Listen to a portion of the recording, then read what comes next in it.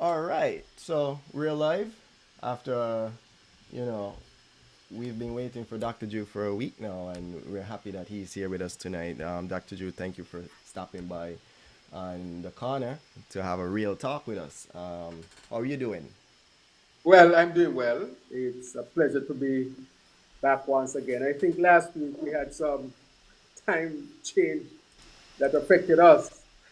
7:15 for you, I think, is 8:15 for us, and we didn't factor in the time change. And, we had a little bit of technical difficulty, but I think that we are here now. So I'm happy to be here, and good night to your listeners. This is my second time with you guys, and it's always a pleasure for me to be here. So I look forward to a meaningful discussion. Oh yeah, definitely, definitely, and Sounds good. we know that you're again in campaign mode, but for a different type of election. So I guess we're gonna be diving into that a little more. Probably catch up on what you've been up to since the last time you've been on the show. And definitely whatever you would like to share with the audience. Anything new? What's new with you? I don't know if that's a catchphrase, but if you do use it, just remember to send the check over to Real Talk Corner. So what's new with you? Um, Reese, I didn't say how are you, man. How are you doing? Man, I'm always great. It's happy to be here. Have Dr. Drew here with us. Yes, He's been here with us before, and it was a meaningful discussion the first time. We got to know who is Terrance Drew. yes. You know, the upbringing. Found out that he was a part of football and the different community clubs he's a part of and stuff like that. But tonight, now we are no longer going into the history. We're now talking about the present and the future, as Future. some will know that Dr. Drew is going up for leadership of the St. Kitts Nevis Labour Party at the upcoming convention. And tonight, Dr. Drew is going to be here with us to let us know his plans, what he likes, what he plans to do, what he likes within the party currently, what he plans to change, what he would like to see going forward. And tonight is all about Dr. Drew and the future. So, Dr. Drew, you have any opening remarks? Well, I would like to say that I'm happy that the Labour Party is given an opportunity to be on this platform. I am, of course, a nominee for leader of the party, but I think that my presence here is beyond me. It is really the presence also of the St. Kitts Nevis Labour Party, which is the largest political party in St. Kitts and Nevis for sure, and possibly the oldest active political party within the Caribbean. We're going to be 90 years old in January, and that means that the party does not remain vital and vibrant after so many years if it were not doing a number of things correctly and really responding to the voices of the people. And so our great party is really a party that ensures that it carries out its mandate, or the mandate of its motto, which says, for the good that we can do. Well, our party is now in the process of choosing a new leader. With that, I want to really thank the Honorable Dr. Denzel Douglas, who is our current leader, for the service that he would have given to the party, but not only to the party, but the service he would have given to our federation, St. Kitts and Nevis. And without doubt, one would look at his record, and even though he is not a perfect being, as none of us really would be classified as such, but he has been definitely a source for good, or a force for good rather. And I think that his achievements should be etched on the pages of our history, and he should be recognized and be given what would be given for one who would have given what he did give, which is service for many, many years. And so I myself want to show my appreciation for what he would have done, and to ask my fellow Kittitians and Nevisians to join me in really thanking him for the excellent service that who he would have given. Because his service as the leader of the St. Kitts Nevis Labour Party went beyond really our party, and impacted the country of St. Kitts and Nevis, impacted the region, and impacted the world. Let us remember that it was Dr. Denzel Douglas's idea that really impacted President Bill Clinton to allow his foundation to make HIV medication affordable to the rest of the world, and that would have resulted in the saving of millions of lives, and that I think his legacy would entail all of that. And so I want to, on the onset, say those opening words. Back over to you. All right. And as you said, we cannot forget the contribution that Dr. Denzel Douglas has made, and like you said, not just to the federation, but also to the world. You're totally correct. So we're going to get into it. So here's the first question that I have for you. Yes. As a new leader, as someone that's going for the leadership of the party, what is it that you're willing to keep, and what is it that you're willing to change from the old leadership? Well, I would not say change from the old leadership. I would say because you have to look at it as passing a baton. You know, Bradshaw held the baton, passed it on to Southwell, Southwell passed it on to Limo, Limo passed it on to Dr. Denzel Douglas, and now Dr. Denzel Douglas will pass it on to a member of my generation. So it's really a really and to continue the ever perfection of our motto, which is for the good that we can do. So in that sense, I am really looking at what is going to be done with respect to pass it on that battle. So let me say a number of things here. One, and that is to make sure that the St. Kitts Nevis Labour Party continues to be a very vibrant party, a party that can definitely lead St. Kitts into the 21st century. How can that be done? The St. Kitts Nevis Labour Party will do a number of things to make sure that that continues. I have said before that our party will make sure that there will be the establishment of a headquarters for the party. And from there, in each constituency, we will definitely have what you call constituency offices, because the goal is really to constitute or to transform our party into an institute. What does that mean? That means that people can come into the party, they can be nourished, they can benefit from the party, not only learning political history, but they can also benefit in learning a number of things. The party can become a hub to make sure that people who want to get into businesses can have a launch pad as such. So the party will become community based and make sure that our constituents and the grassroots level will definitely become a part of the party so that the information or the knowledge or the decision making does not come from the top down, but actually come from the bottom up. And so we will ensure that we make regional links, international links, hence my travels to Germany and so forth, so that our party does not, can have that international aspect to it, so that we can link with other parties who are parties for democracy and the advancement of people, so that on the international stage we can benefit from it and we can feed into it to ensure that our party remains on the cutting edge and that our party becomes a party that is relevant to the people and the people sees it as a vehicle to improve themselves and as a result would improve their families, their communities, and the country of St. Kitts and Nevis on a whole.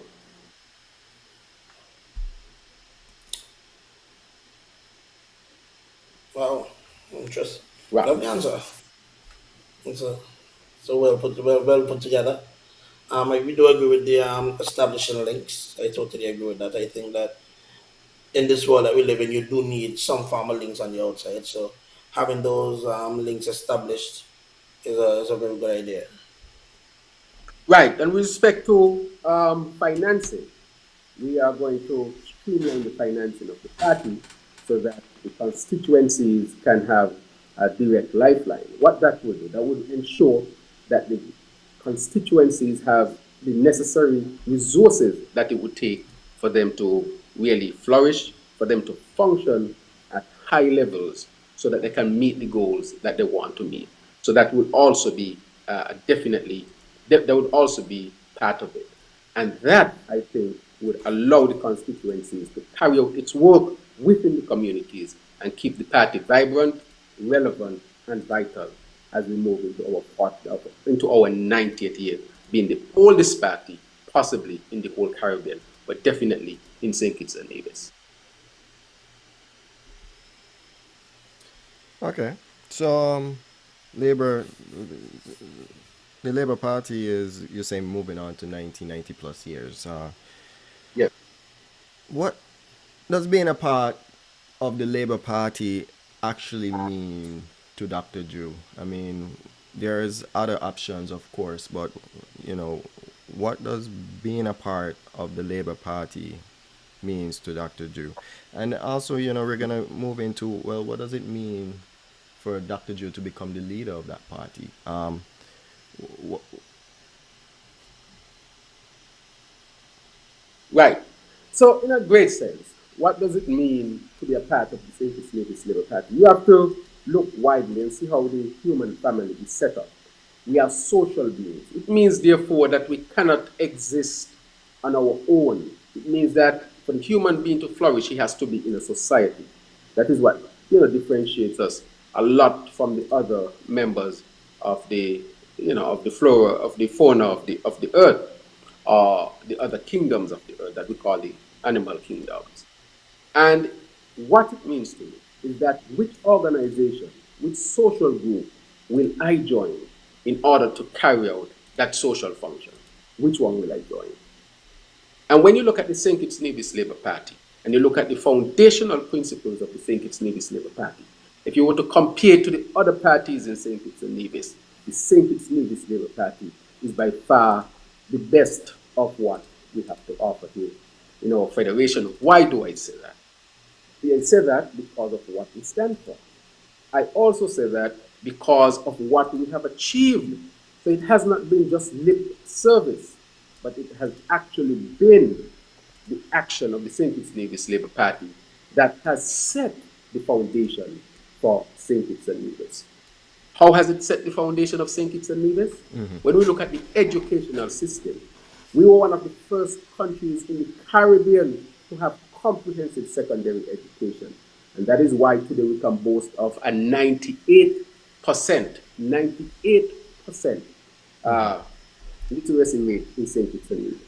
We also had a comprehensive health system under the St. Kitts Nevis Labour Party since the 1960s that allow communities to have health centers to meet the needs of the people. That again was revolutionary. We also chart the course for independence. And let me remind people that at that time, the other political party was against independence. okay. There's no doubt about it. However, we, as the St. Kitts Nevis Labour Party, push forward to have independence here for us in St. Kitts and Nevis. And so, when you look at what had been established, especially when it comes to the land issue, it was the St. Kitts Nevis Labour Party that moved to nationalize this land of St. Kitts and Nevis so that our people can become landowners and as such increase their wealth, their intergenerational wealth, to help our people to elevate themselves from poverty. It was the St. Kitts Nevis Labour Party who pushed for tertiary education, not just secondary, but even tertiary education. It was the St. Kitts Nevis Labour Party that fought for adult suffrage in 1952, which is the right to vote. The St. Kitts Nevis Labour Party fought for that for the people of St. Kitts and Nevis. So the very democratic process that we are speaking about was brought about because of the work of the St. Kitts Nevis Labour Party. And having said all of that, that is why I have chosen to be a part of the St. Kitts Nevis Labour Party. Needless to say that I grew up with my grandmother, who was a staunch Labour woman, and today her sister, Aunt Madge, who is considered possibly the biggest Labour person in St. Peter's. So my roots are deeply connected to the St. Kitts Nevis Labour Party, and I want people to be aware of that. But it's not that alone why I'm a part of the St. Kitts Nevis Labour Party. It's for everything that I also laid out, that it's a logical decision apart from my own history being connected so deeply with the St. Kitts Nevis Labour Party because of my grandmother, my great uncle, and so forth, who I grew up with. Having said that, what will Dr. Drew bring to the St. Kitts Nevis Labour Party? I've already discussed some of them. But what is embedded in me is what I would term the very essence of the party, which is for the good that we can do. And so people can be assured that once given the opportunity by the people, and it's always dependent on the people, people would understand that that would be the guiding force for my leadership, for the good that we can do, not only within the party, but within the country of St. Kitts and Nevis. We as a party had determined long ago that we need to have structures and a democratic system that will serve the people.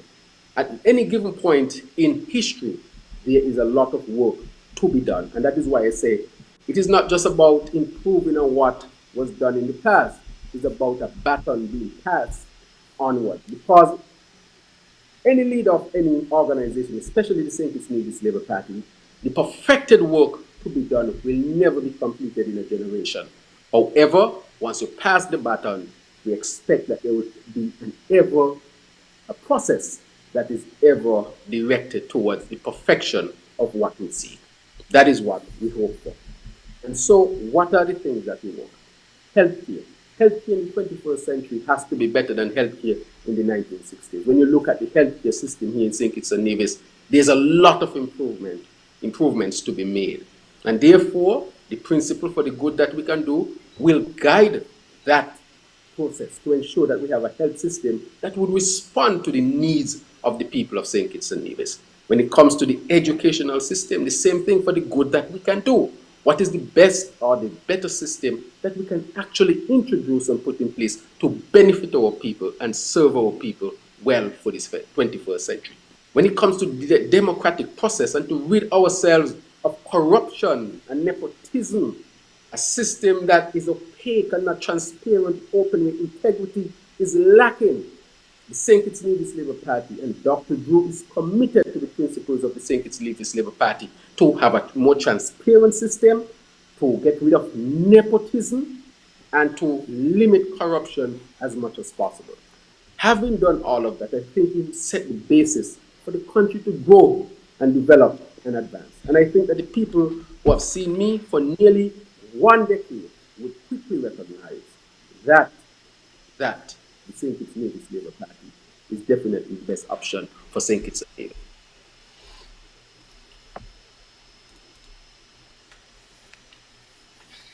Right. Dr. Joe, I have one question. I Right. can recall from the last show, you made mention that the right to vote is not in the Constitution. But yet still, we just brought up the point that the Labour Party introduced adult suffrage. So, would it be a mission of yours to fix this gap? Right. But by norm, we know that people can vote. And if there's any gaps in the constitution, for example, England does not have a constitution. Well, if you know how that is, because by norm they do a number. They have what is termed, what is normal for them, and people have expectations, and those things are carried out. But I think here in St. Kitts and Nevis, whatever gaps there are in the Constitution, that those gaps must be filled. However, the democratic process must continue to progress and must continue to advance. And therefore, with that, we are very clear that we must fill any gaps that are there in the Constitution. And so we are committed to that. There must be constitutional reform. The Constitution must be advanced in a way to ensure that the people of St. Kitts and Nevis can benefit more from a democratic process, which can only strengthen the foundation or the country on a whole and allow us to flourish. Remember, I say that it's a baton that is being passed, and things would always be there to get done, and we are committed to getting those things done. All right. All right, Dr. Drew, here's a question that I have for you. Right. What will you bring different to the table so that the people of SKN do not reject the Labour administration as they did in the past two elections. Right. So when you say reject the Labour Party administration, I want to put a qualification to that. Because when you look Okay. at what took place in the when you look at what took place in the last election was a tremendous amount of cheating. And everybody who looked at the elections, they would know that I was cheated significantly. Why was I cheated? Because they were determined that I would not get into parliament. And what did they do? As my took names off the list. The corruption that is in the electoral office. We have to understand that. So there was no rejection really. The way they carried out the election on election day by using transparent boxes so that people were actually afraid that others will see their vote. The other thing that took place, and I want to refer both of you and those who are listening to the June 25th edition of the New York Times. And in the June 25th edition of the New York Times, it is mentioned there as a headline that democracy is under threat in the Caribbean and also in Latin America. And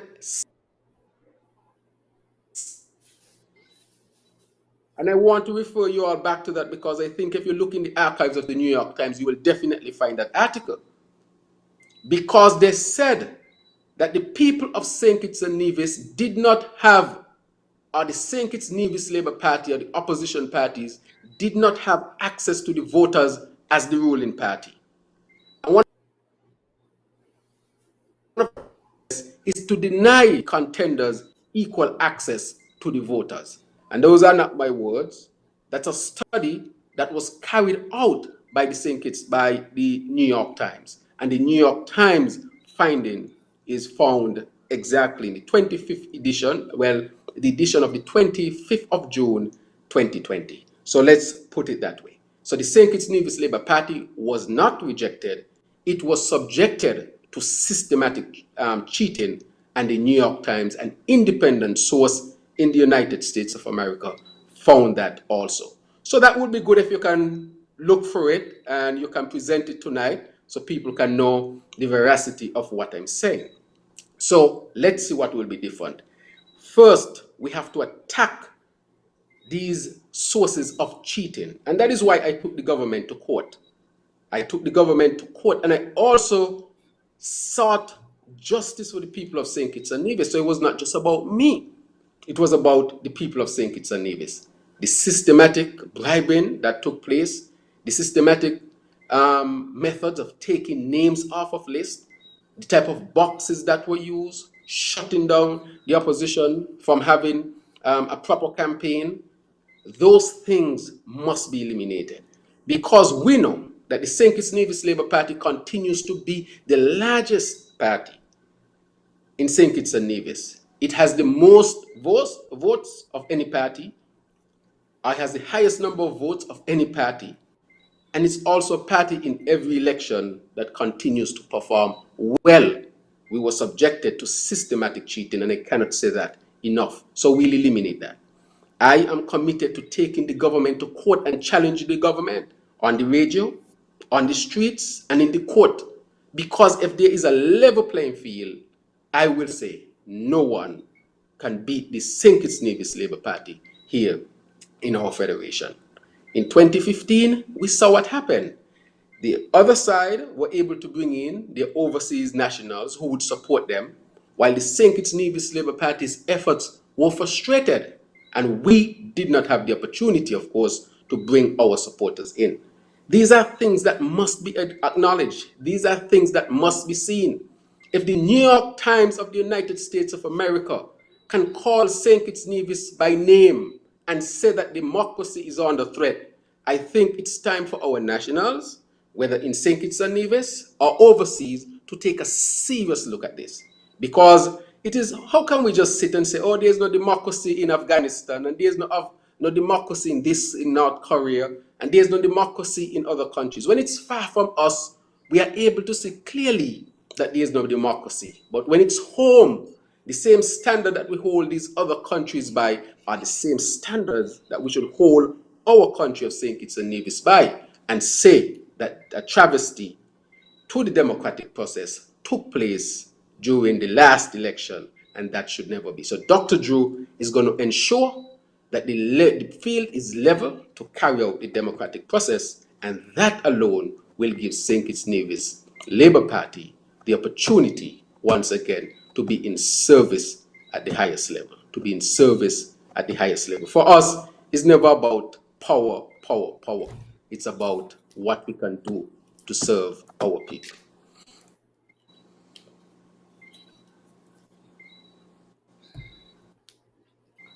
All right. So, all right. So, next question for you, Dr. Joe. Now, we know that during the pandemic, the last election was during the pandemic. So, there was not Yes, much fanfare and not much support that could have been given by by your supporters because of the lockdowns and the restrictions that everyone was under. In your time correct. going around now, since the country has been open and since you've been announced as a candidate, what is the feeling that you're getting from the supporters on the street? What's the feeling you're getting from the people on the ground? Right. So we can look at this from two perspectives. What is the feeling with respect to my candidacy for leader of the St. Kitts Nevis Labour Party, or as a candidate for constituency number 8, or what I'm picking up from people as they would express how they feel about living under the pandemic. Let me say this. The government had no comprehensive plan to deal with the pandemic. People were locked down in their houses without food. And we saw the cries coming out. I think EK would have put out there the many cries that people had. People were putting out WhatsApp messages and so forth to social media, maybe Facebook even, of the difficulties they were facing while they were locked down under state of emergency, and many of them had difficulties accessing basic need stuff such as food, baby pampers, baby food, and so forth. The government dropped the ball. When you look at those who work in the hotel industry or the service industry, and you look at the taxi drivers, for example, many of them, or all of them, were left without work. Many of them could not pay their mortgages, could not meet their bills, and had significant difficulty. And we saw the cries of the taxi drivers. We saw the cries of the farmers, as many of them were denied the opportunity to actually go out and ply their trade. And we saw the fishermen also had difficulties. It's after the cries of the farmers and voices like mine and others that we saw change coming. We also recognize that the government did not have a plan to deal with COVID-19 in and of itself. Remember that our party is the party that asks for the early shutdown, but we also ask that there be a comprehensive plan to deal with it, as people will not be working. So we ask for a comprehensive approach to the COVID-19. But remember, we were the first to ask for it. We also ask that there be testing, testing, testing. And we know that again, the government attacked me for even mentioning testing, only now to recognize that the technology is advancing and we should be on the cutting edge.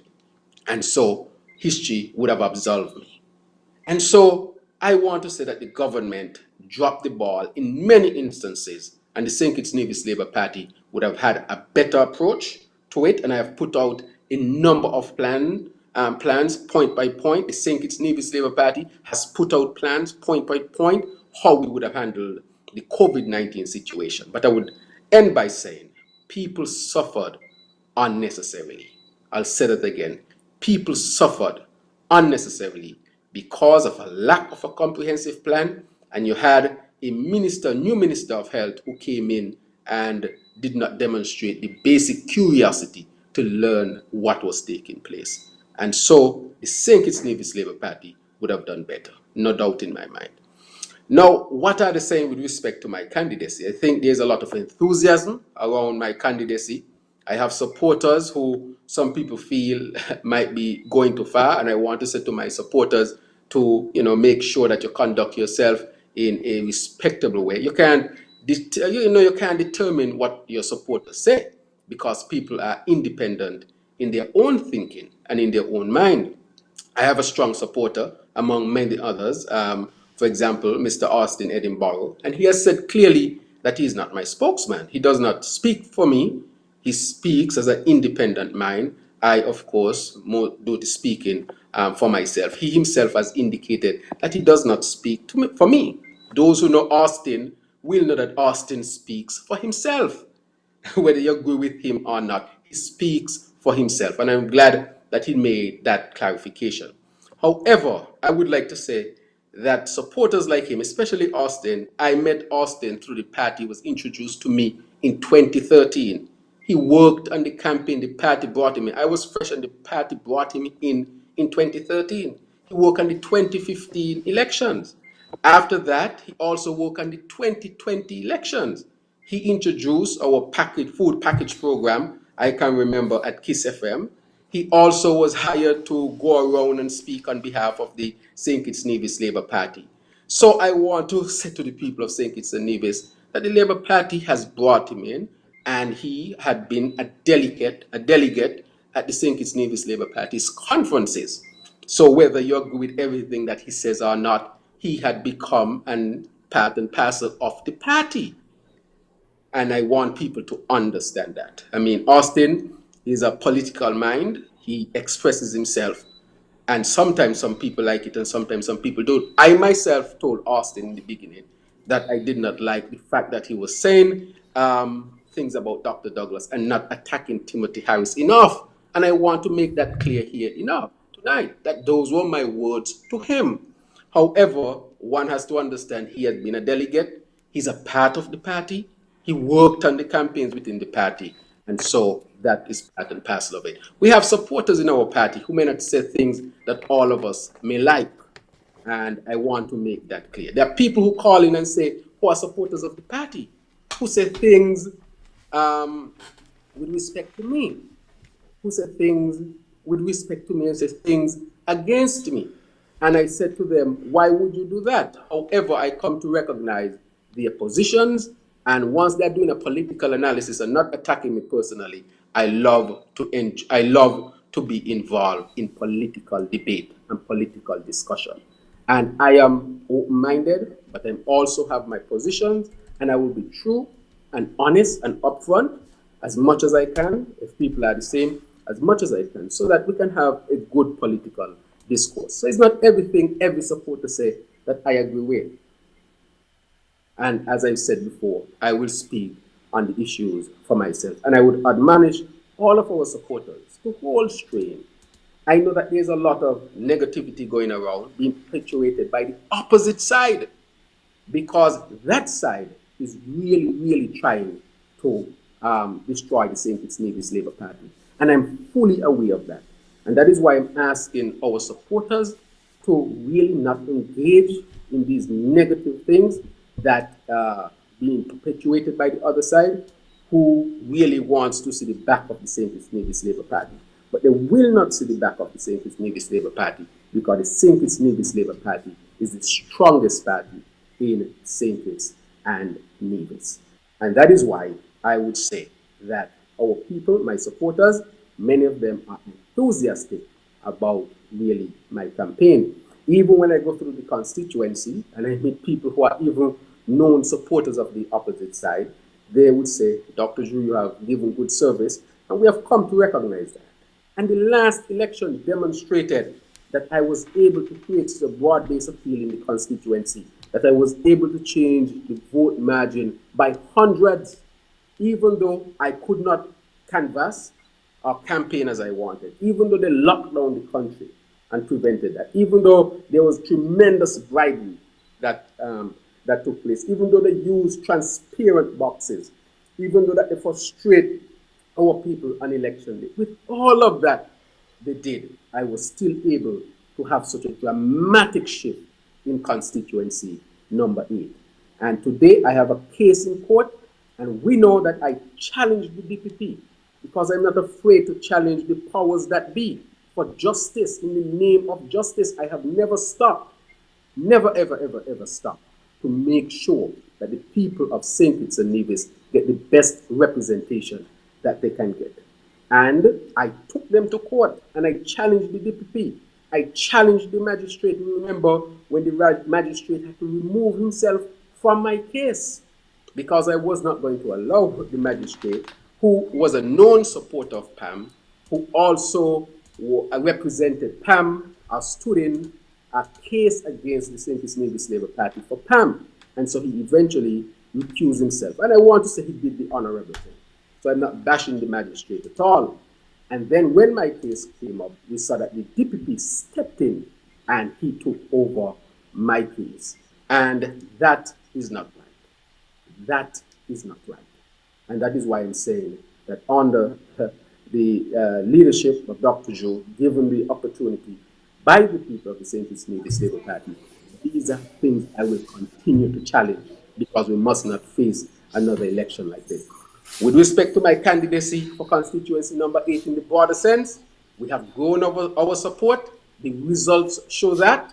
I have gained tremendous experience. I have gained tremendous grounds, and I understand even deeper how this is done.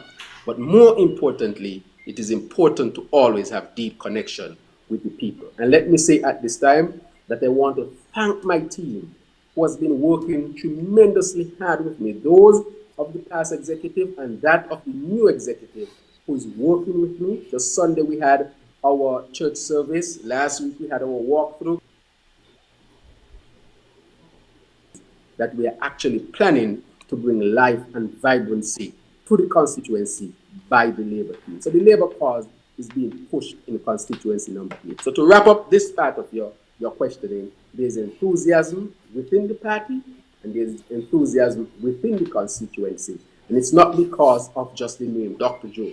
It is because of the service I and my team. I always want to say my team because they do a tremendous amount of work and they work hard with me. We are working together to make sure that for the good that we can do is perpetuated through constituency number 8.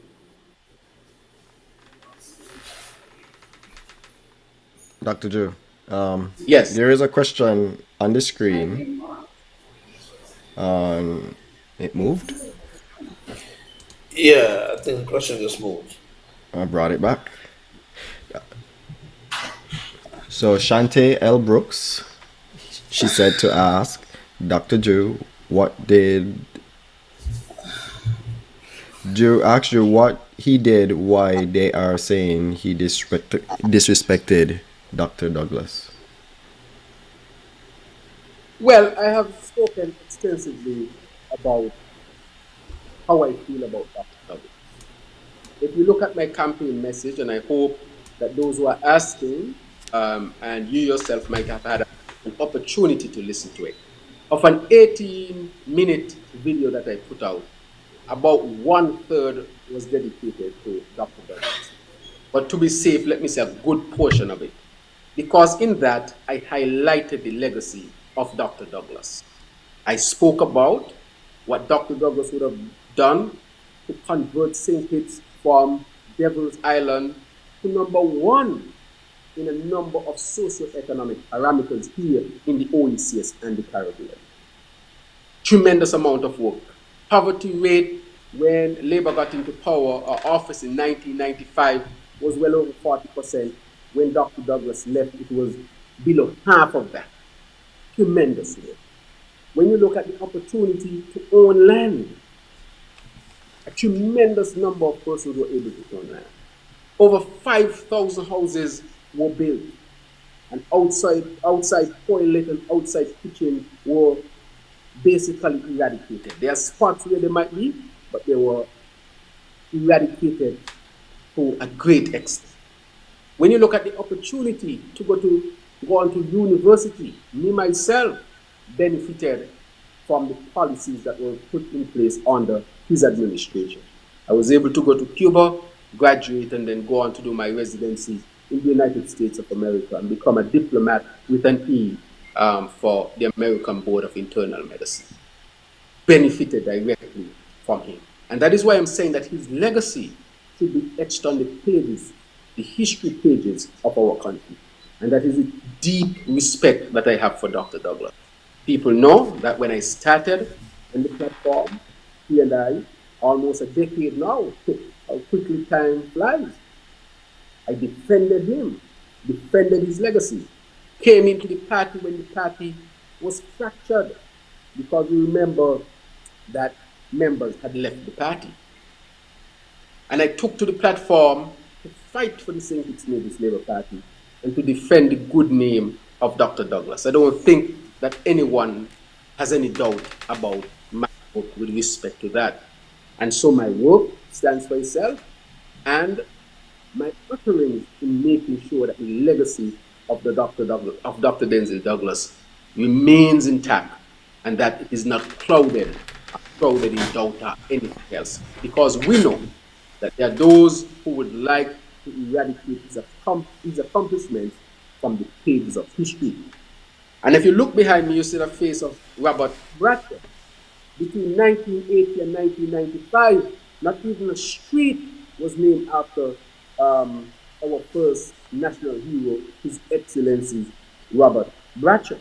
And that is because the politics of the day refused to have him be etched in the history pages of our St. Kitts and Nevis, though he had contributed so much. So I would summarize this question to say that my utterances, my stance on the radio, in the court, and the platform, that stance has always been great and tremendous respect to our party and to the leader of our party. And that is why I dedicated such a large part of my message to the comrades of the party and to the nation to the legacy of Dr. Benjamin.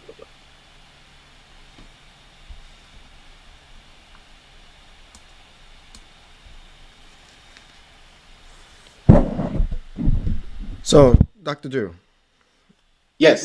it's no secret that you have not been elected into parliament as yet, and you're now running for the national leadership of the St. Kitts Labour Party, which also translates to, more than likely, if you do win that election, and I wish you best of luck, if you are elected, into parliament, you will be the prime minister of St. Kitts and Nevis. That is beyond an important job. I mean, it's almost the highest position in the land, because we all know we're a constitutional monarchy and there is the governor general and a weird system. But for those who may think that you lack parliament experience, how do you answer? How do you react to that? Right. So I let me drag your memory a bit, and I'm going to go wider field and bring it home. For example, Obama. They said that he lacked any experience to become the president of the United States. That was one of the arguments against him. He took the position as a young black man, becoming the first black president, and his competence and his astuteness and his curiosity and his love of the people, the driving force, allowed him to be a successful president. He was not perfect, as no one is, but one cannot deny that he did a fairly good job. I will take you back to JFK of the 1960s. The same things was said of him, that he lacked experience, and he was a transformational president, of course. We bring it home, the same thing with Robert Bradford. When we gained adult suffrage and we could have voted, the same thing was said of him. Where's this young, and back then the plantocracy was racist, and a lot of racist things was said about him. What does he know about running a country? And today we see the excellent work of Robert Bradshaw, the foundation on which our country is established. And I will not only speak of the St. Kitts Nevis Labour Party, but I'll speak of young Dr. Kennedy Simmons, who had lost 3 political races, 3, and went into a special election in Central Bastille after the death of our first national hero. He won, and 3 years later, in 1978, he won. A year and a half later, he was the Premier of St. Kitts and Nevis. And 3 years after that, he was the first Prime Minister of St. Kitts and Nevis. And so my position is not anything strange to St. Kitts and Nevis. As a matter of fact, we have given young, progressive, competent persons who the opportunity to lead our country. And I think to a great extent, we have incorporated that type of spirit into our political culture. So, Reese, that is definitely not anything new to us. But sometimes we have to grasp history a little bit and understand exactly where we are. But apart from that, over the last 8 years, I have learned tremendously when it comes to the political system. I've had the opportunity to sit in high level meetings, very high level meetings, which have given me tremendous amount of experience with respect to that. That is why I was able to conduct my own fact finding tour to Germany, where I carried out a very successful fact finding tour to see how we can better, for example, our healthcare system here in St. Kitts and Nevis. I don't think that there's any doubt that these things can be done. But had it been done before? Of course, not just in St. Kitts and Nevis, but wider field. If you go and look at Singapore, where a young man had to be put in place after Singapore was separated from the other country or the main country, and today Singapore, because of innovation and the competence and the new ideas that were brought into Singapore, it is one of the leading countries in the world. So this is not new. When uh, Mandela left prison, had no experience, as they would say, in parliament and this and that and so forth, and he was elected president of South Africa. And I don't think that anyone doubts that he was a good president.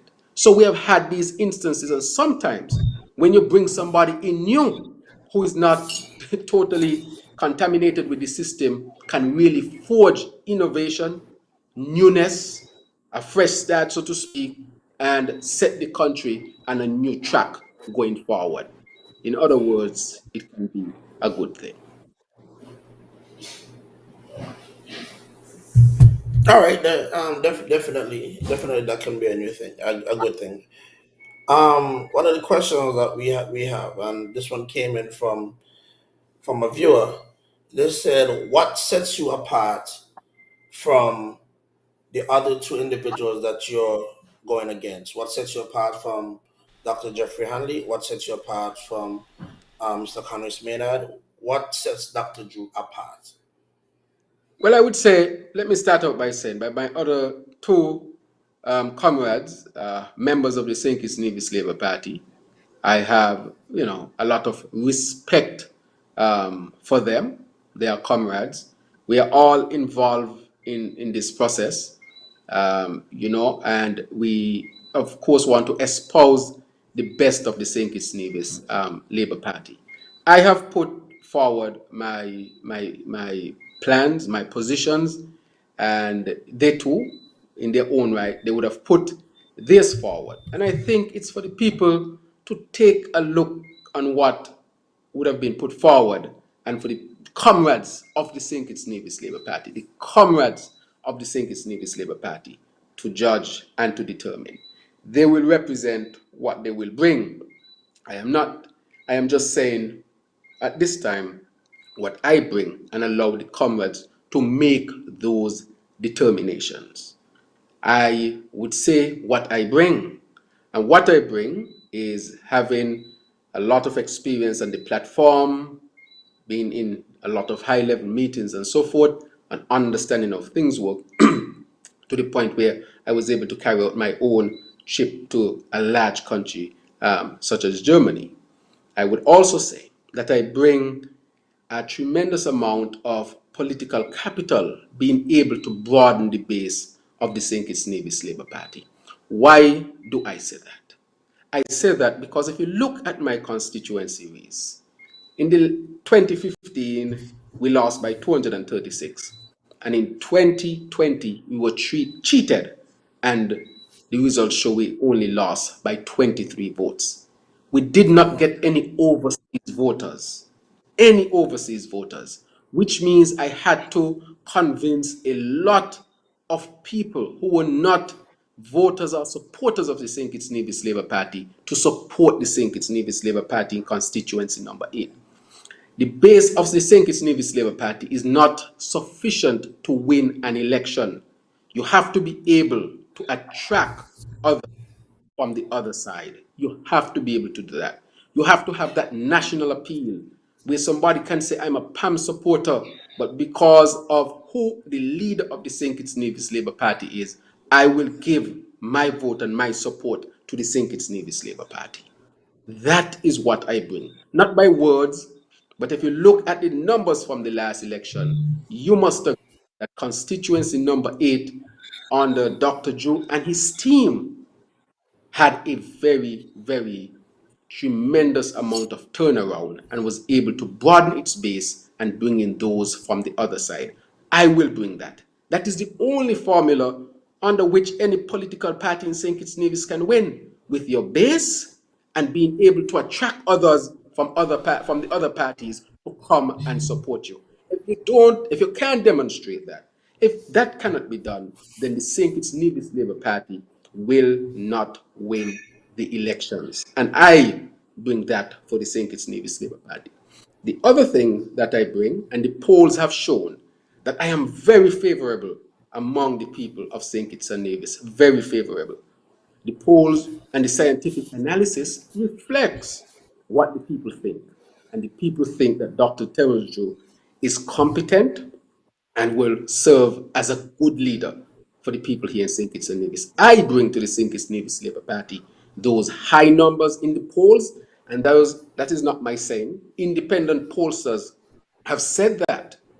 Independent polls have said that, and I bring that type of political capital to the St. Kitts Nevis Labour Party for its benefit and eventually for the benefit of the nation as we push forward our policies for the good that we can do. So those are fundamental things that I want our comrades to think about. How my experience on the platform, my experience sitting in high-level meetings and moving around, my experience in broadening the base and bringing others from the other side to support the Labour Party. That is tremendous. And the fact that I'm having such favorable ratings in the polls, as mentioned and demonstrated by independent scientific political scientists. So I think that would offer the St. Kitts Nevis Labour Party the best opportunity to win. In addition to that, my roots within the St. Kitts Nevis Labour Party. As I said before, I grew up with my grandmother, who was a grassroots person, deep involved in the St. Kitts Nevis Labour Party.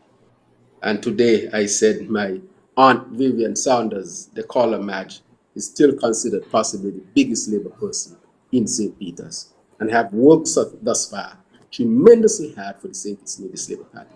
But apart from that, I have put forward a vision for the party that is clear and understandable. I have put forward a vision for the country in broad terms that will become more specific in time for our St. Kitts and Nevis. So what I would like to say to the people of St. Kitts and Nevis and to the delegates of the St. Kitts Nevis Labour Party, that under Dr. Joe, the commitments that I make, they can bet for sure that I will push for those commitments. I'll push for better healthcare. My plan is to make it the best in the Caribbean, and it's possible. That is why I did so much traveling. We will look at the educational system and make sure that it's technologically advanced and have our people to have access to the technology. During the COVID-19, children had no laptops, they had no iPads because the government shut down the laptop program, denying our children who had financial difficulties the opportunity to have access to technology. We cannot afford for money to determine access to technology here in St. Kitts and Nevis. We have to make sure that our children have necessary tools to become the best version of themselves, which will benefit our society and our country. When we look at our sports, sports is a vehicle through which our young people can advance themselves. And as you said at the beginning, that I would have been involved in football and different sporting activities at the high level and so forth. I was a doctor for the national team. I traveled to Switzerland for sports medicine education. under the SKN. Serve as the president of the St. Peter's Football Club, the St. Peter's Basketball Club, would have helped young people to get to university through sport. So this is not just talk, but my track record demonstrates that. When it comes to social services, I started my foundation, the Care Foundation. Why did I start a foundation? Because during COVID-19, I saw the hurt of the people, the difficulties people were going through. They were not working. Many had no money, no financial resources, devastated by the economic challenges. And so I started the foundation at least to help people to meet some of their basic needs. So I'm not just the talker. I think that it is necessary to put in place action, action to benefit your people. And through the Care Foundation, we were able to reach hundreds of people and satisfy some of their basic needs. And I'm very proud of that work through the Care Foundation that would have helped so many people during the most difficult time in St. Kitts and Nevis within the last decade during the surge of COVID-19. And so, in any sector, in agriculture, I come from an agriculture-based community. And I put out my plans for agriculture in the last election and the election before that. And I would continue to push for that because the country just cannot stand on 2 feet alone, which is the CBI program and the tourism industry. But we have a financial services, but agriculture must become a fundamental part of the economic development of St. Kitts and Nevis. And I'm committed to that. I spoke extensively to agriculture during the last election and the election before that, so that we can diversify the economy. And in a diversified economy, it would benefit all of us. For example, I remember during the last cycle, when the question was asked of the Prime Minister, why not invest in agriculture so that we can feed ourselves? And his answer was, don't worry about food because the boats are coming. Can you imagine that the Prime Minister's response to food security is that the boats are coming? What if the boats could not have come? What could have happened for people here in St. Kitts and Nevis? That is not the correct response. The correct response should be we would invest in agriculture so that we can better feed and take care of ourselves. When it comes to the energy, we have to get involved with the technology. And we talk extensively about alternatives and making sure that our country is on the cutting edge and reaching out to play its part in protecting the climate as we are dealing with climate change, to advance our country in a sense so that it can fully participate in the advancement in the 21st century. These are things that we spoke about. We talk about the orange economy and people who are in entertainment and so forth, that they can be part and parcel of the new economy going forward. So we have specific plans for these, but we are not getting involved in all of the specifics at this time. But I want the people of St. Kitts and Nevis and the comrades of the St. Kitts and Nevis Labour Party to know that these are my commitments. Nothing would please me better than to advance our country so that, as President Lincoln would have said in his Gettysburg Address, that every man, every woman, every child as they grow into adults would have the opportunity to pursue their happiness. And a country can only provide that if it is democratic and it's based on the principles of integrity, openness, transparency, equal opportunity, and to eradicate nepotism as much as possible, corruption as much as possible, so that people can live as free men and women and pursue their heart desires and become happier people. That is what I will. That is what I have been fighting. That is what I think will define me as a leader in the St. Kitts Nevis Labour Party and of St. Kitts and Nevis, given the opportunity by the people of Kitts.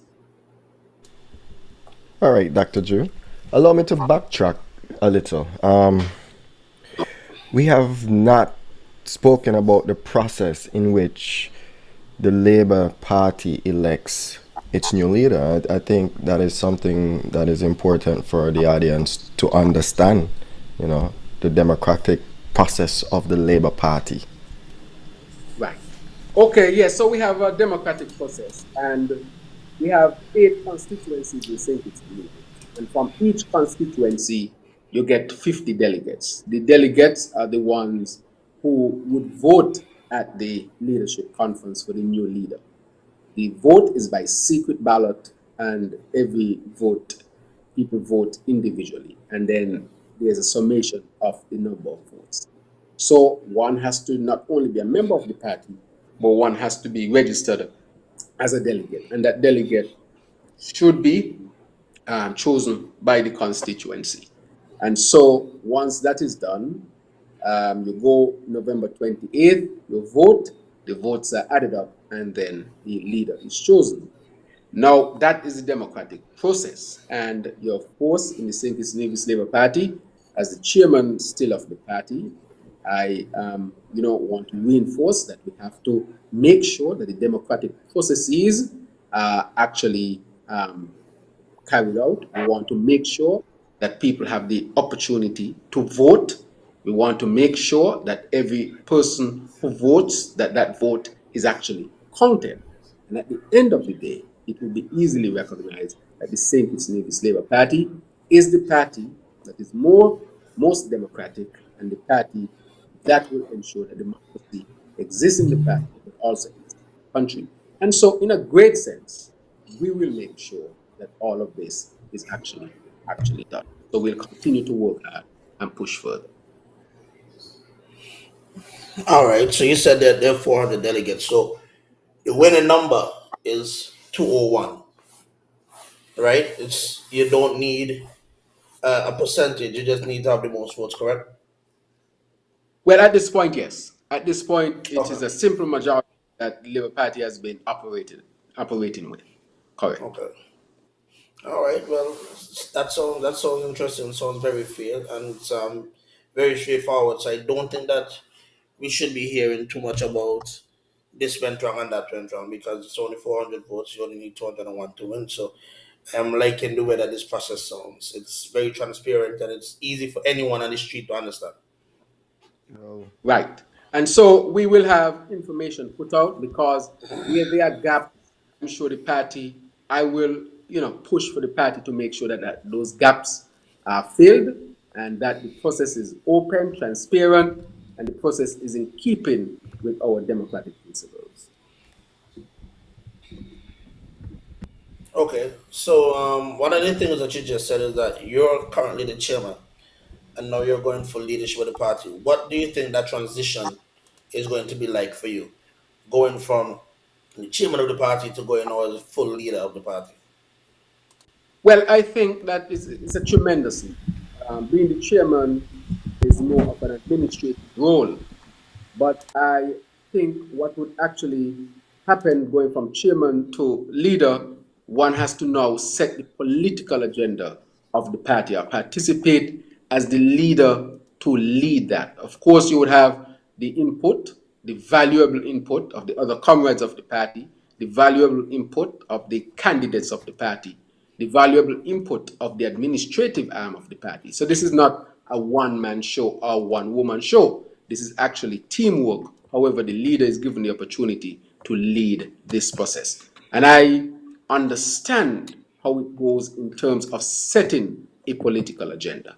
A political agenda, because I have been there long enough to understand it. I have been part and parcel of the political debate. I have been part and parcel of the political debate on multiple levels. And as a result of that, I think that there is no doubt that I have developed the capacity really to develop that type of political debate and the political direction. And of course, I will do that with others. So I understand the transition in terms of setting the parameters of the political debate. But also, as the leader, one should be ready to respond to any type of national issue that is to be debated. That takes, of course, some level of experience, some level of know how, some level of knowledge. And I think over the near decade that I've been around, I think people would have seen me, people would have heard me, and they understand that I, with the help of my team, with what I would have learned from our present leader, what I would have learned from senior members in our party, my own research, I would have reached the point where I'm very competent in dealing with these. That is why I say I will be ready on day one to start to define the political, the national political agenda to move forward. And that will give our party the best opportunity to win here in St. Kitts and Nevis.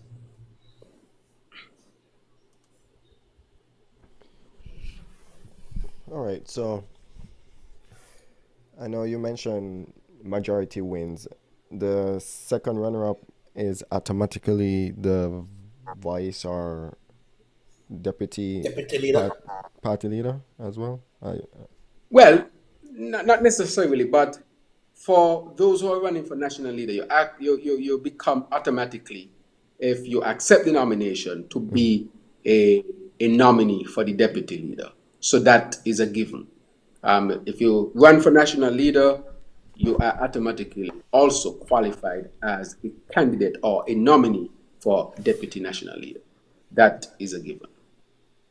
Okay, so tell us some of the challenges that you expect to face if you are the prime minister, and how do you expect to address those challenges? I know right now we're in an economic lull because of COVID-19. You spoke about your universal healthcare system. Actually, you called it the right to healthcare, right? You're saying under Dr. All right. Jew led party, Labour Party or led nation, there would be a right to healthcare, which I think is outstanding, and I would love to Right. see that. But what are some of the other challenges that you foresee, and how do you expect to deal with those challenges?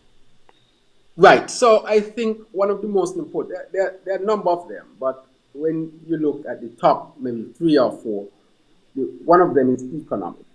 And economic comes very high because presently we are going through a pandemic, and we know that the economy would have been hit hard.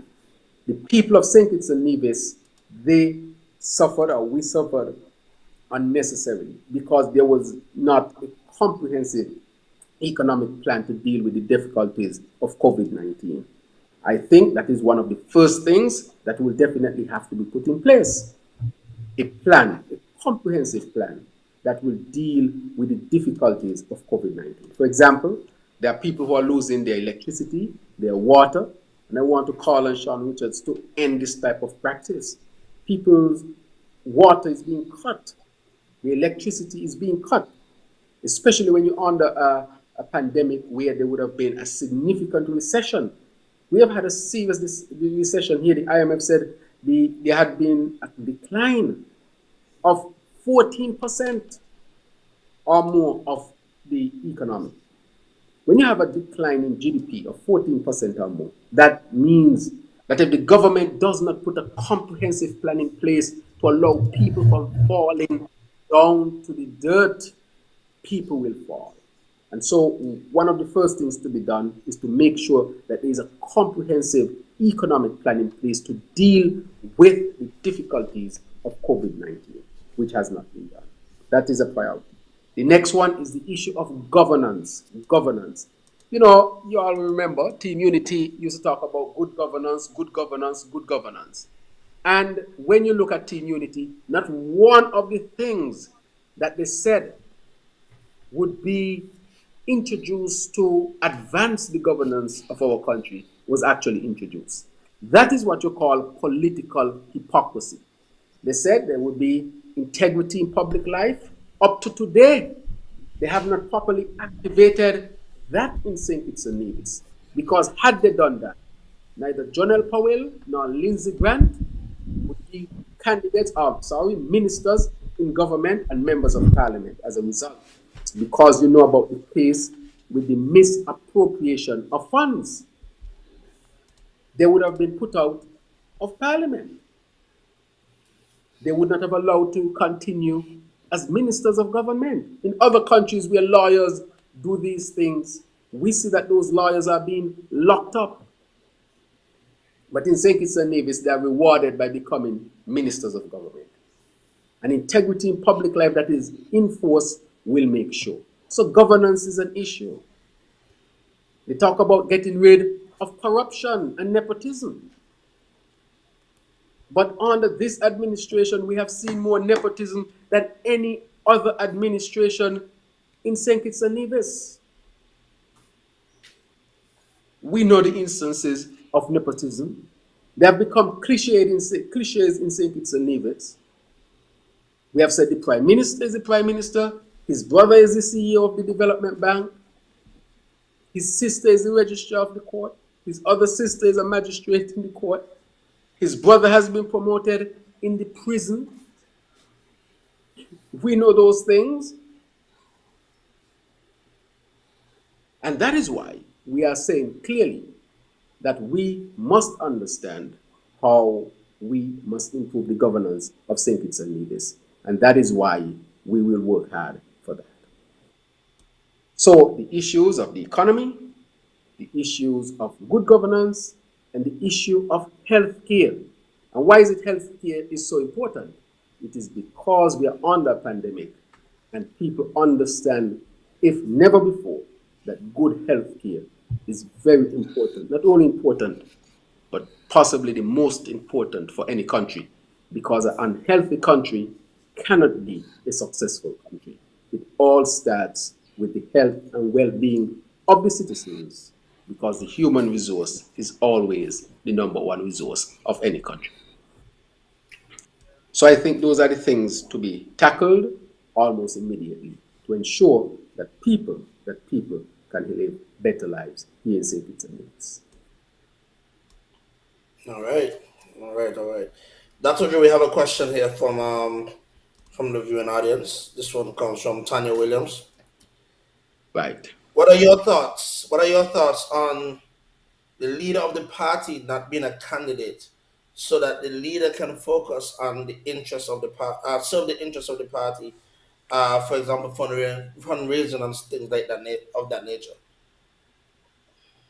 Right. So Tanya Williams have asked a very important question. And I think that the St. Kitts Nevis Labour Party, during its constitutional conference, or let's say a lot of constitutional reform took place, because she's hitting a very important point. And the point is to separate the political from the administrative, which I think over time one would advance to that. And as I said, and I continue to say over and over again, that it's a relay. What had not been done in the previous generation must be done in the next generation, can be improved upon, not because anything necessarily wrong was done, but it's just processes. And one should, just like technology. You're here talking to me on a platform. This did not exist in the generation before. You can't blame Very those true. who did not have access to this type of technology. It's just advancement and moving forward. So, with respect to the Constitution, we had a constitutional conference that dealt with this. So we have a administrative arm, and we also have a political arm. So the political arm, where you have the political leader to deal with the political issues, and the administrative arm to deal with the administration of the party. So both are actually separated, and it gives the leader time to concentrate on the political issues, raising funds, and so forth. And then you have the um, the chairman of the party who deals with the administrative stuff and will leave the leader of that. But also, for the first time, we'll have two deputy leaders, so that again can alleviate some of the strain of the leader, so that he can concentrate even more on issues of fundraising, issues of setting the political agenda, and so forth, to get the party into office. And so we would have dealt with that to a great extent in our constitutional conference that was held in May 2021. All right. So there are two deputy leaders. Okay, that's I did not know that that was a thing. One of the things that I'm noticing, and I'm realizing it in the comments, is a lot of people are saying that Dr. Drew cares for you. So you have a lot of people that feel that, and they notice that you're a man of the community, you're a man of the people. What does it feel like when you realize that your supporters are giving you that kind of feedback? Well, when I see the supporters giving that type of feedback, it really tells me that a lot of the work and my dedication, um, you know, my work is reaching people. And that is always satisfying for two things: that your charter course, it resonated with the people, and it also reinforced the fact that you should continue on a good course. And so to see people responding in that way is, it's positive, not for self-serving reasons, but it reinforces the fact that what you are doing out there to actually push, to help the people, and to advance the people, and to work with the people for for the advancement of the community, that is actually resonating. And I think my mantra of Dr. Jukier's, that mantra is resonating with people, especially during this time of COVID 19. I think people are looking for a caring leader, an empathetic leader who would fight to alleviate the stress and the difficulties that people are facing at this point in time. And, it really reinforces the fact that we should continue to work hard. All right. One question that came in just a while ago. If you are Yes. elected leader, not leader of the party, but leader of the country, what are your plans for electoral reform? Right. So there are a number of things that we actually have to reform with respect to the electoral system. And those things that have to be reformed is, firstly, go to the electoral office. The electoral office is not transparent enough. It has to become transparent, which means that all political parties should have access to the information in the electoral office. Presently, it is difficult sometimes for us in the opposition to actually get access to the information that a political party should have access to inside the electoral office. That cannot be the way that it is done. It has to be done better than that. So that's a significant reform that needs to take place with respect to making sure that people have the opportunity to vote when they should vote. Because in the last election, we realized people's names were removed from the voters list. That cannot be. I want to see a supervisor of election who is independent. Independent. Why do I say that? Because presently the supervisor of election is not independent, and he can easily be manipulated by his boss who sits in government headquarters. So we need an independent supervisor of elections to conduct the elections here in St. Kitts and Nevis. Those are the basic things we should push for before we even get to the bigger questions. We have to take care of those basic things in St. Kitts and Nevis when it comes to electoral reform. So those are the kind of things that I will be pushing for. Take care of the little things, and then we can discuss the larger things here in St. Kitts and Nevis. Because I suffered a lot, our party suffered a lot, democracy suffered a lot. And I want to reinforce that article from June 25th, 2020, when the New York Times identified St. Kitts as a place where democracy was under threat. Their analysis demonstrated that. And as a result, I think we are obligated as a people, not just as a party, but as a people, to ensure that we strive for the reforms that will protect our system. I would like to see those basic things change, and then we can talk about bigger question here in St. Kitts and Nevis. Where's my mic? Oh, yeah, I totally agree with that. I really think that is something that we should do. I think we've discussed that on this channel as well. That the the electoral office needs to be independent from the whole process. I think there's something fundamentally wrong with that. How how can we ever have a fair election knowing that the whole office that controls the election process is controlled by the government? Now, I would love to see that change, and I would commend any other, I mean, any candidate, anybody who goes in and does that. That needs to change like tomorrow.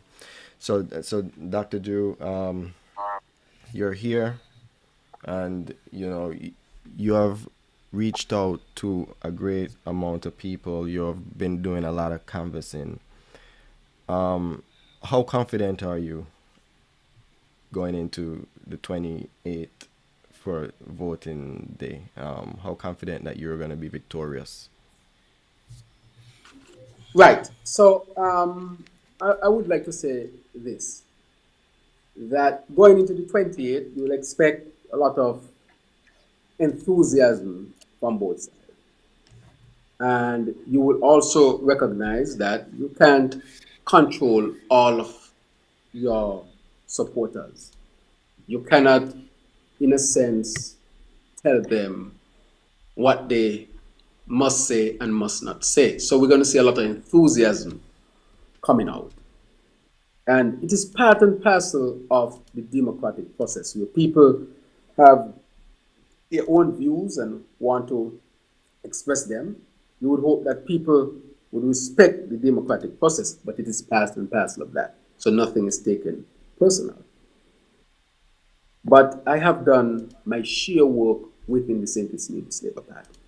I don't think that my work that I've done on the platform, on the radio, working in the communities and so forth, can be questioned as such, as being a hard work, a sincere work.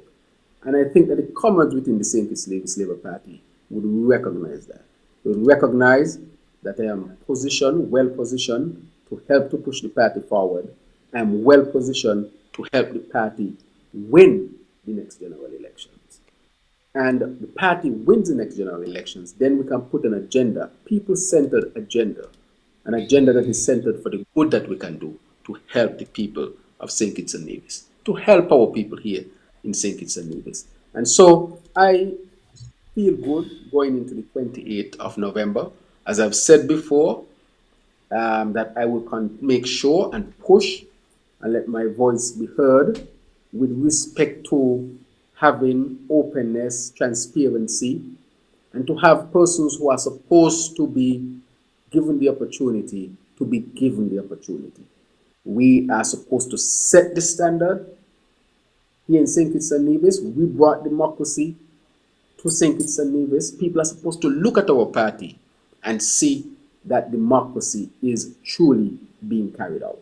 And so I will continue to fight for that. I encourage the comrades of the St. Kitts Nevis Labour Party to make sure they strive to be as democratic as possible, to be as open as possible, to be as transparent as possible. Because if we don't do that, then the legacy that we inherited from our founding fathers would have been lost. But the St. Kitts Nevis Labour Party is definitely up to the task. And we'll carry out the task, and I'm sure that we can do it well. However, inside the party and outside the party, to have a good democratic process, we must always be vigilant. So I ask the comrades to be vigilant, to continue to ask and push for democracy, which we have always done in our history, our 90, and we're going into 90, our 90th year. We have always done that. And at this time, we need to reinforce it, reinforce it. So I think going into November 28th, the comrades would have seen me in different fora, seen me answering tough questions, willing to sit with anybody. Because I think at the end of the day, a leader must be able to stand up wherever, sit wherever, whether he's criticized or not criticized, whether she's criticized or not criticized, but be able to defend, but not only defend, but to espouse the best of our party and to discuss any topic, any challenging situation at that particular moment. That is what I think our comrades will judge and ask themselves who they think can do this. So I want to say, if this is my wrap up, I don't know yet, but I want to say No. this is what I think going into the 28th of November. I continue to work hard, I continue to reach out, and I continue to press. And as I say, moving forward with Dr. G. So Tanya William wants to know, has he had any other candidates met and come to a resolution that whosoever the leader will be, that they will come together, truly come together for the interest of the Labour Party? For if they don't, then they should know they will not win the next elections in St. Kitts and Nevis. Right. So So that again, missed a part of it. Uh-huh. Because of the sound in the background. I think she just wants to know if there was any outreach from the other candidates and saying, well, whoever becomes the leader, you're going to be a unified body moving forward.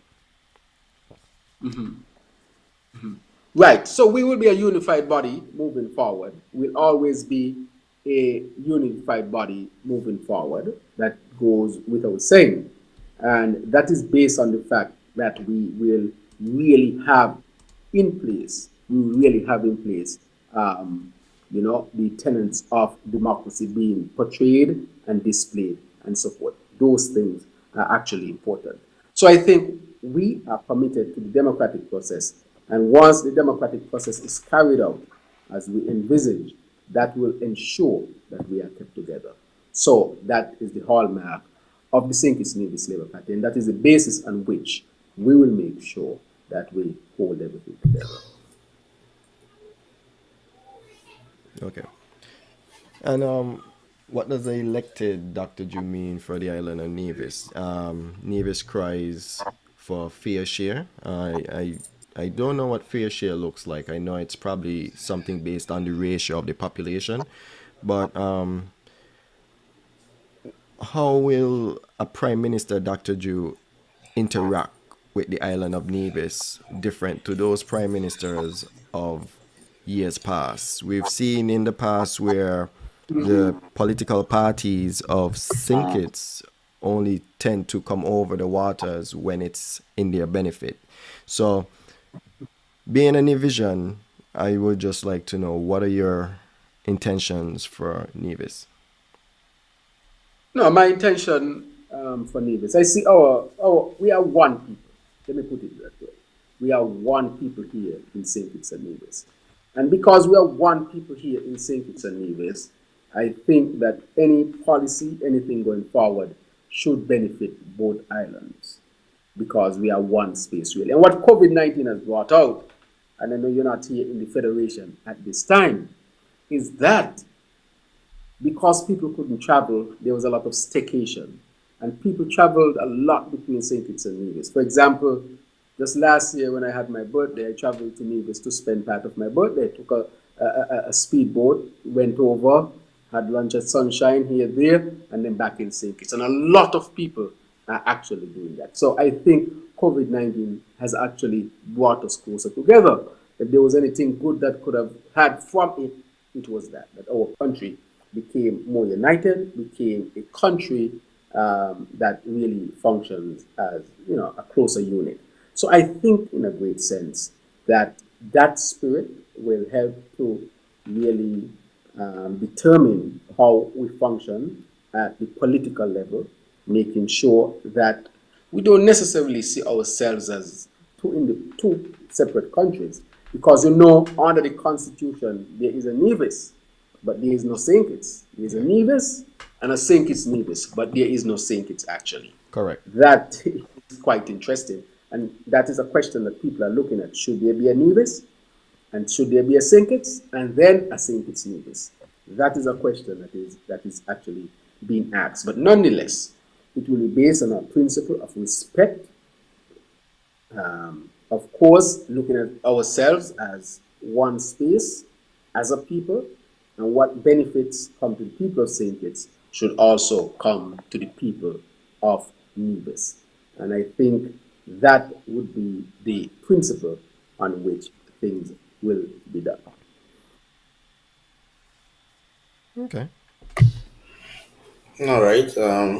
So one question that I have for you, Dr. Drew, is Yes. we know that there are a lot of former members of the party that are still associated with the party. Have you received Right. any endorsements from any former parliamentarians of the party? Right.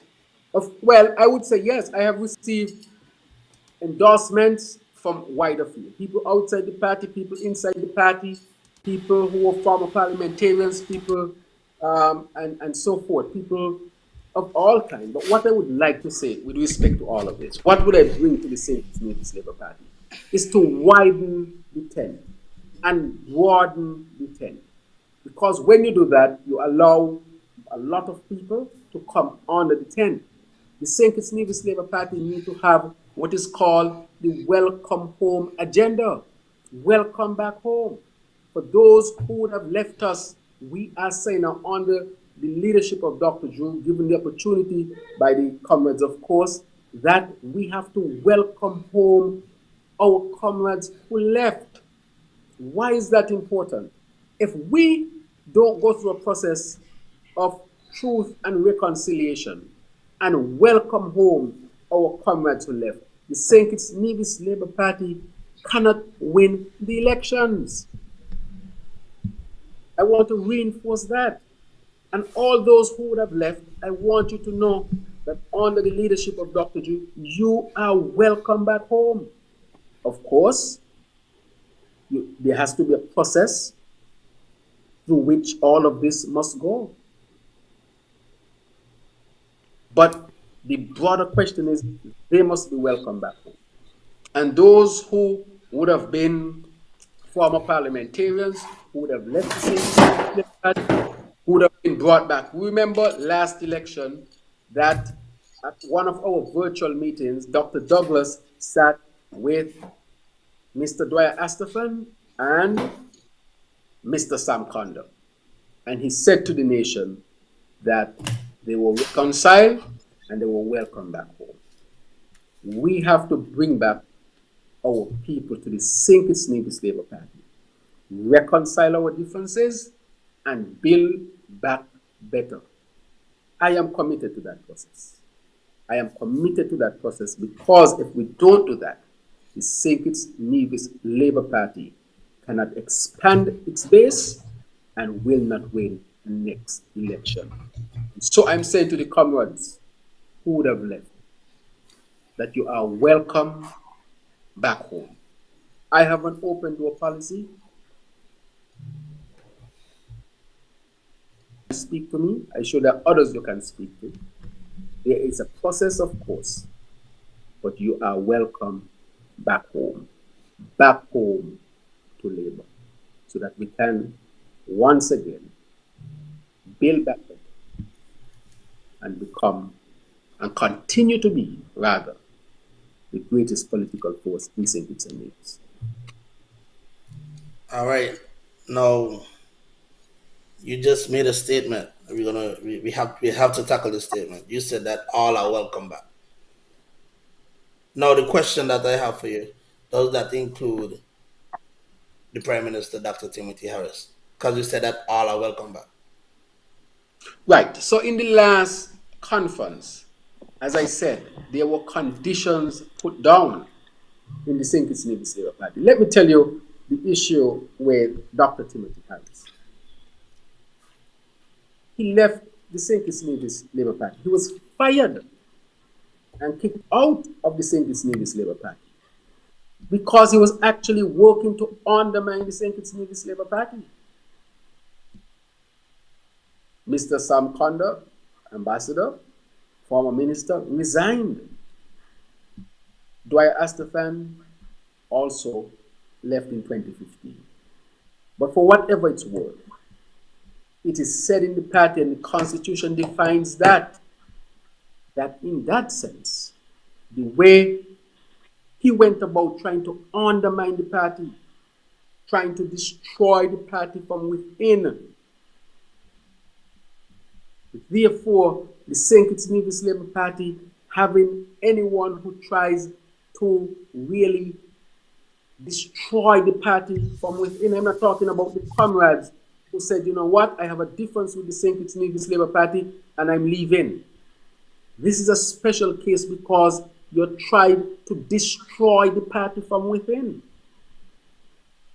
And that is the difficulty, to be open and honest. And I have said categorically, if it's one time I would consider not being a candidate for the St. Kitts Nevis Labour Party, because I will not leave the party. is if Dr. Timothy Harris had any inkling of coming back to the party.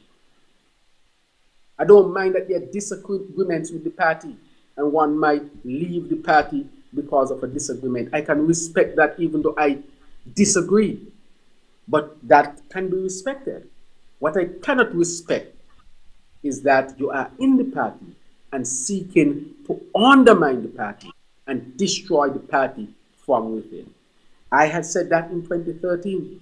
Only that was my major problem at that time. Why would you be in the party, benefiting from the party, and seeking to destroy the party? I cannot support that. Cannot support Okay, so all except for Dr. Timothy Harris, he's out, and he will be out, he, even though he's going for a third term. Well, that is the problem with Timothy Harris. When he was with Labour, he wanted to be the leader. And I'm saying that if he wanted to be the leader, the Constitution exists. You had an opportunity to use the Constitution, be constitutional about it. If you go to the constitutional way and people sought to block you and frustrate it and went against the Constitution just to keep you out, then I can understand your argument. But you just can't be in the party, avoid going through the Constitution, seeking to undermine the party, and then you can just be ushered back into the party just like that. I don't think any organization would allow that.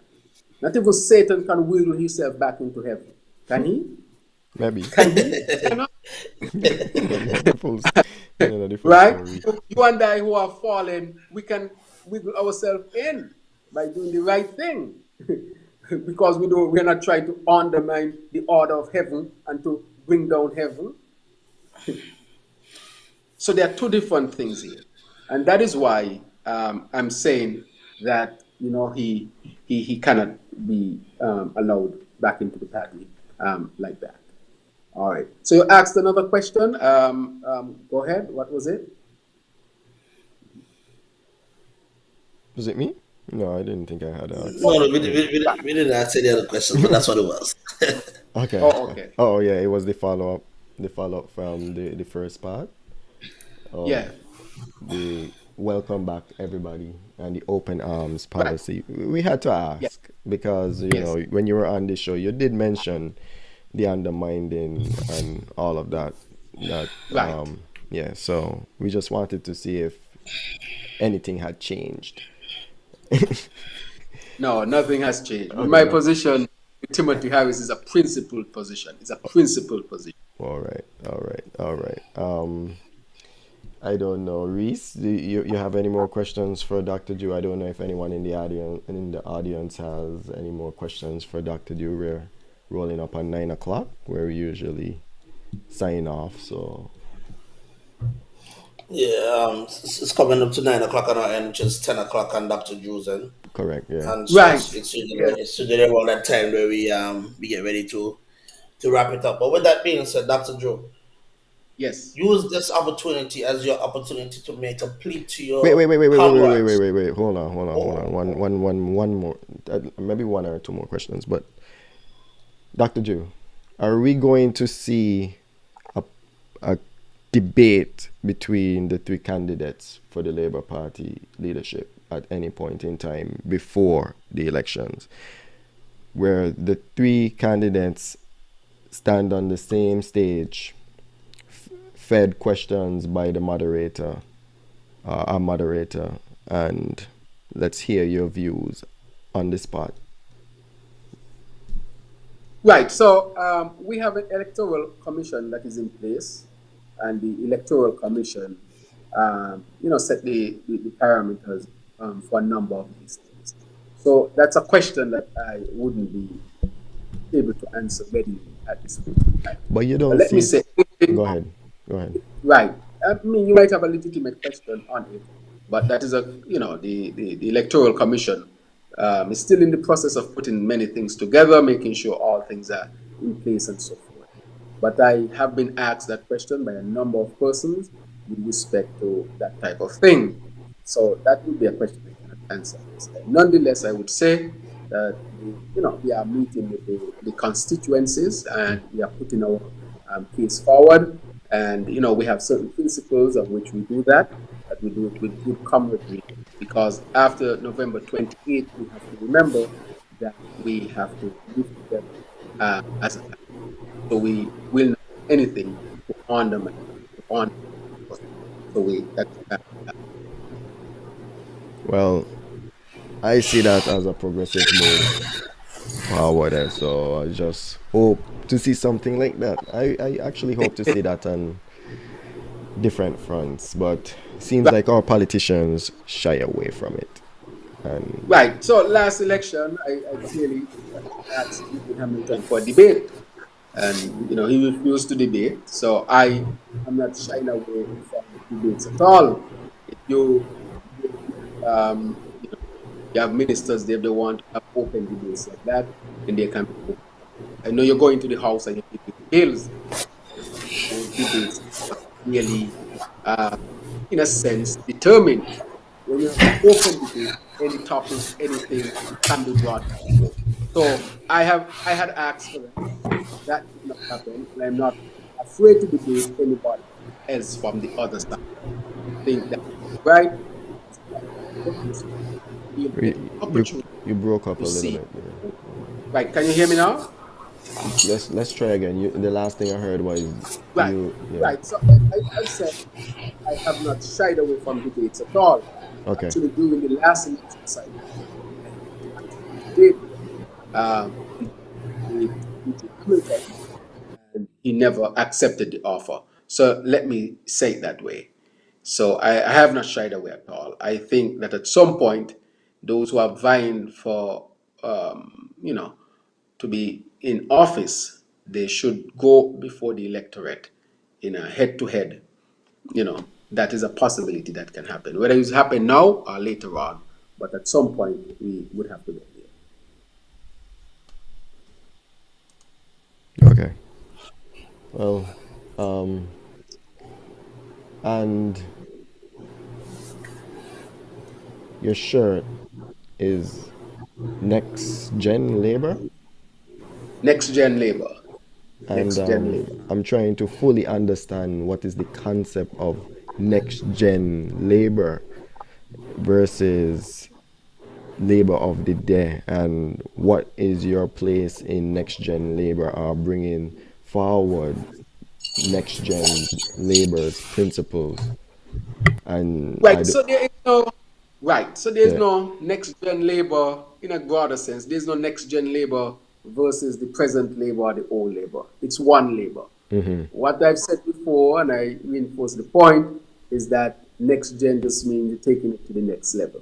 So it has nothing to do. Everybody is involved. It's just the next generation of the way we will do things. It's an upgrade. You have a phone, and from time to time you have to update it and upgrade it. You might keep the same phone, of course, but you might, let's update this phone, and you get an app, a text or email or something that says time to update your phone. Yeah. So we are saying next generation, we are updating. We have updated our constitution. We have a leadership conference.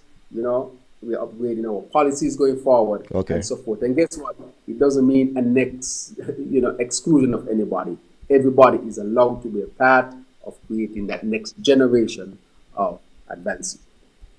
All right. I mean, I would expect that you are going to try to tap into the younger generation, and, you know, their needs and wants are a lot different from those of the past. I mean, here in America, you look at the baby boomers versus the millennials and the challenges they have.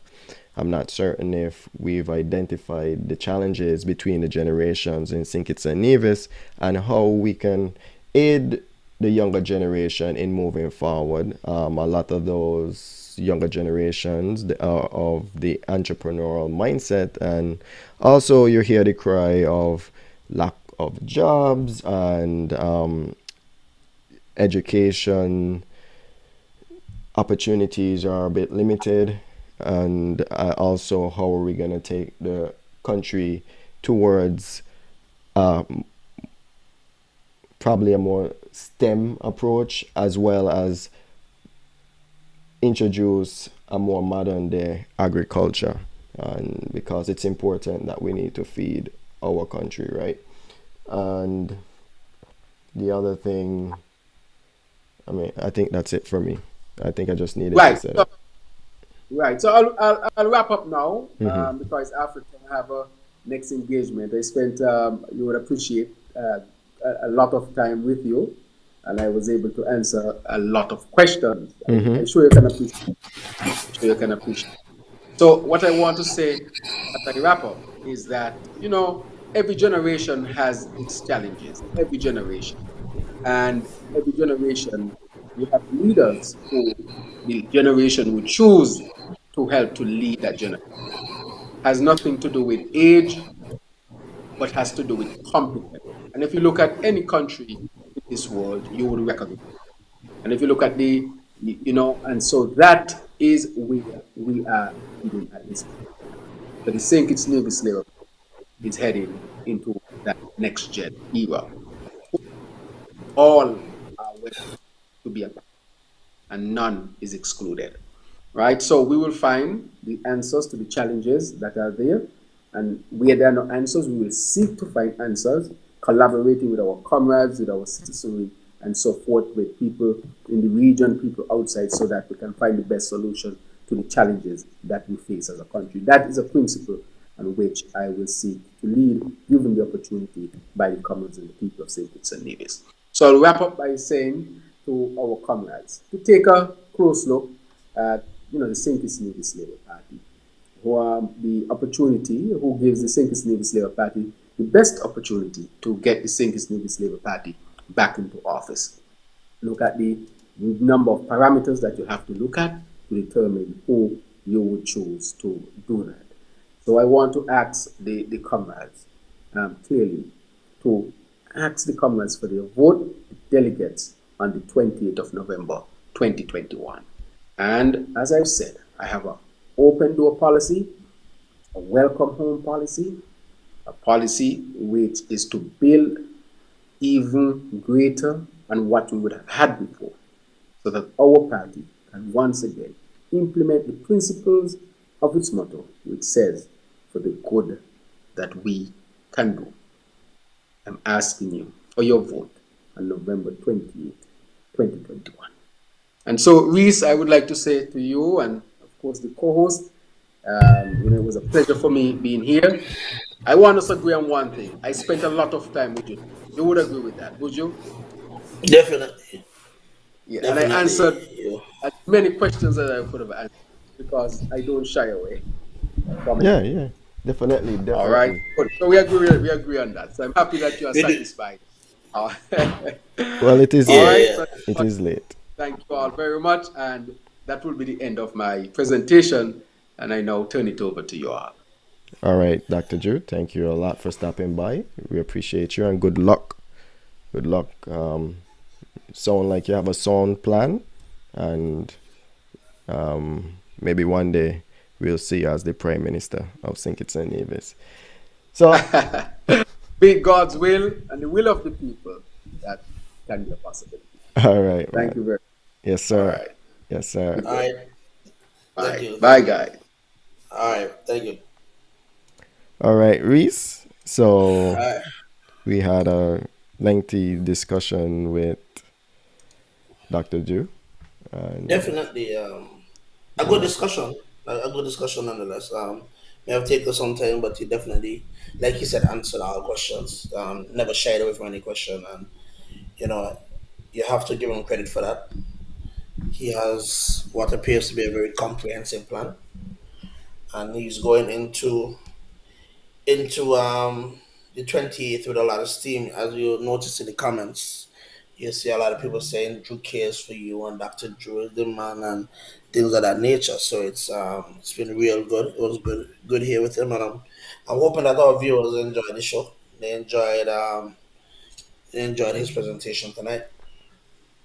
yeah, and if you're not a follow up the page, just click the follow button, like and subscribe because we do have more interesting conversations right here on Real Talk Corner. And also our sister show, our brother show, The Topics, which is a little more tuned for a mature audience, but nonetheless, it is hard hitting and deals with a lot of the social and political and all the issues of St. Kitts and Nevis. But Reese, you don't know it kind of late, and we're gonna Yeah, tune man, out until definitely. next time. Definitely. Until next week, guys. Thank you guys for being here with us.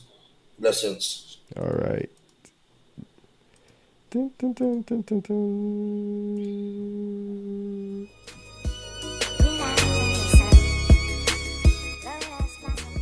Real talk, real talk, real talk.